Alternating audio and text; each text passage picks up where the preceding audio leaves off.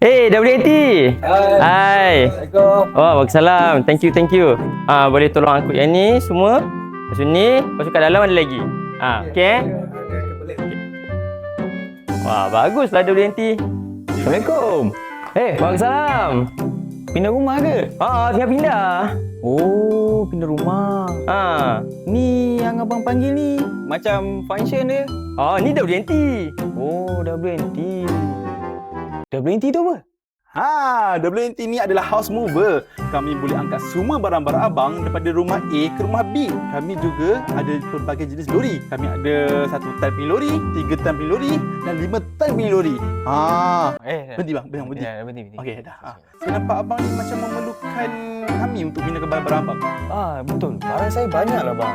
Saya on On, boleh. Lagi, jom kita sign. Boleh.